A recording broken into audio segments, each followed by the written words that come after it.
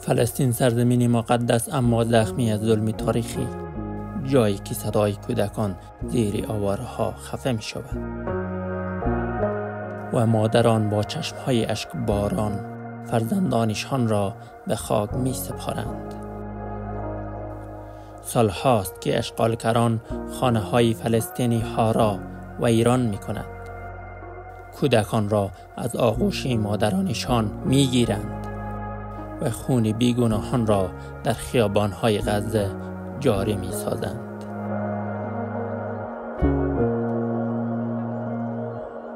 مردمی که با دستانی خالی در برابر ارتشی تا دندان مسلح ایستاده اند. هر قطره اشکشان فریادی است در گوش جهانی خاموش. تا کی سکوت، تا کی نظاره‌گری جنایت هایی که حتی وجدان بشر را به لرزه در می آورد. ما نمی خواهیم فقط تماشاچی باشیم. ما صدای مظلوم فلسطین را به گوش جهانیان می رسانیم. باشد که وجدانهای خفته بیدار شود.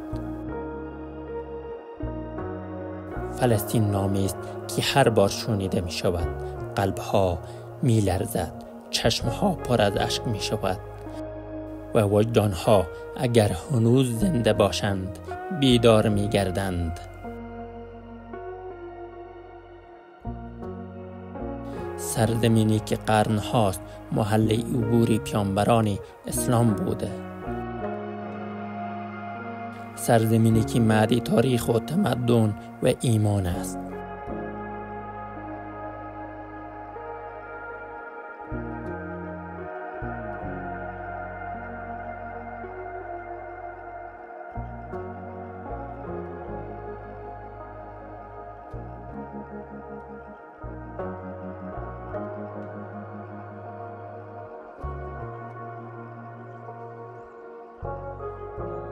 اما امروز فلسطین به زندانی بزرگ و میدان قتل عام تبدیل شده است.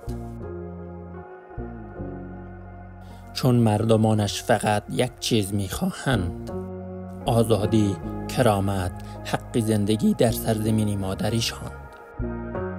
از سال 1948 روزی که همونیست‌ها با زور خون و آتش سرزمین فلسطین را اشغال کردند، مردم بیگناه از خانه‌های خود رانده شدند.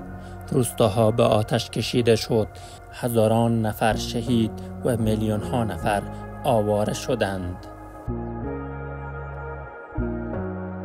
اما این فاجعه متوقف نشد.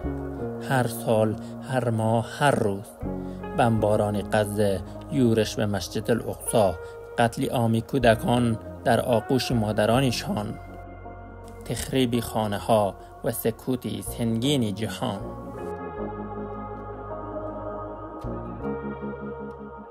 کودکی که هیچ گناهی ندارد رنگ مدرسه را ندیده. جوانی که فقط جرمش این بوده که فقط فلسطینی است.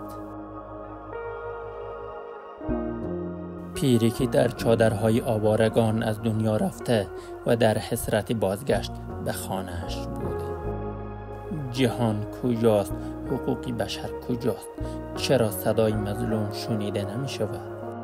اما با تمام این ظلم فلسطین تسلیم نشد.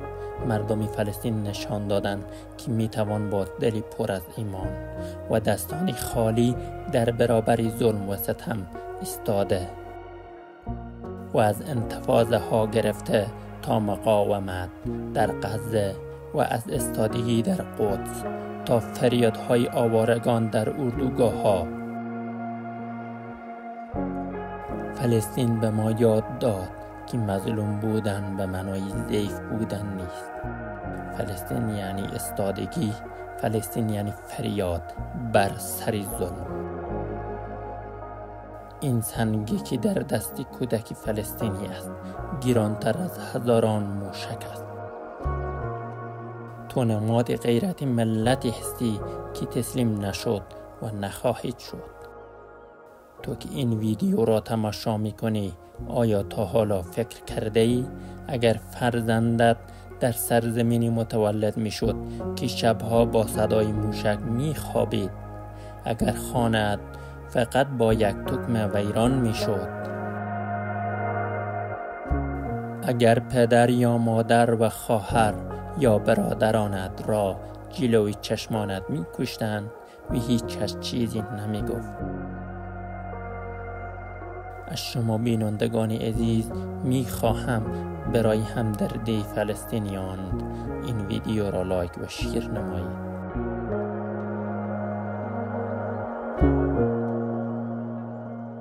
که سرانجام صبح آزادی خواهد رسید.